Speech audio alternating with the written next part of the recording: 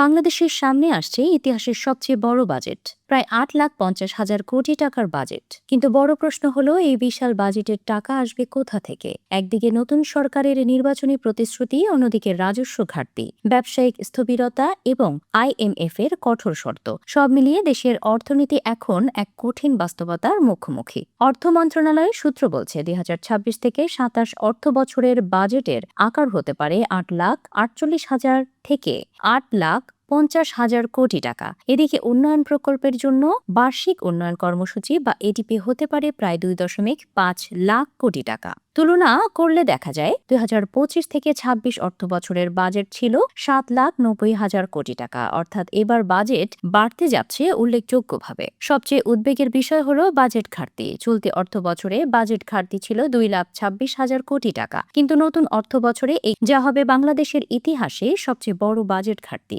অর্থনীতিবিদরা বলছেন, এই ঘাটতি জিডিপির ৪ থেকে ৫% পর্যন্ত পৌঁছাতে পারে। বাজেটের মূল ভিত্তি হলো রাজস্ব আয়, কিন্তু এখানেই সবচেয়ে বড় সমস্যা। জাতীয় রাজস্ব বোর্ডের তথ্য অনুযায়ী চলতি অর্থ বছরের প্রথম ৭ মাসেই রাজস্ব ঘাটতি হয়েছে ৬০,০০০ কোটি টাকা। লক্ষ্যমাত্রা ছিল ২,৮৩,০০০ কোটি টাকা, কিন্তু সেই লক্ষ্য থেকে অনেক পিছিয়ে আছে রাজস্ব আদায়। অর্থাৎ সরকার যত বড় বাজেট করছে, তার পেছনের অর্থনৈতিক ভিত্তি ততটাই দুর্বল হয়ে পড়ছে।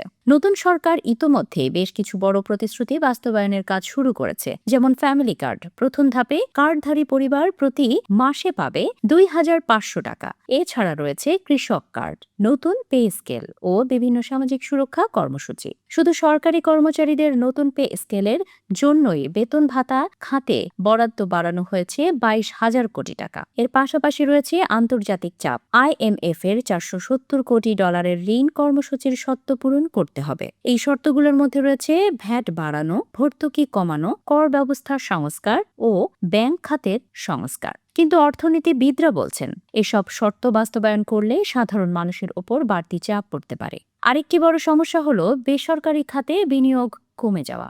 বাংলাদেশ ব্যাংকের তথ্য অনুযায়ী জানুয়ারিতে বেসরকারি খাতের ঋণ প্রবৃদ্ধি নেমে এসেছে মাত্র ৬.০%, যা সাম্প্রতিক সময়ের মধ্যে সবচেয়ে কম। ব্যবসায়ীরা বলছেন, রাজনৈতিক অনিশ্চয়তা ও উচ্চ সুদের কারণে বিনিয়োগ অনেকটাই থমকে গেছে। অর্থনীতি বিশ্লেষক মামুন রশিদ বলছেন, রাজস্ব কমে যাওয়া, বৈদেশিক অনুদান হ্রাস এবং আন্তর্জাতিক সংকট, সব মিলিয়ে বাজেট ব্যবস্থাপনা হবে অত্যন্ত কঠিন।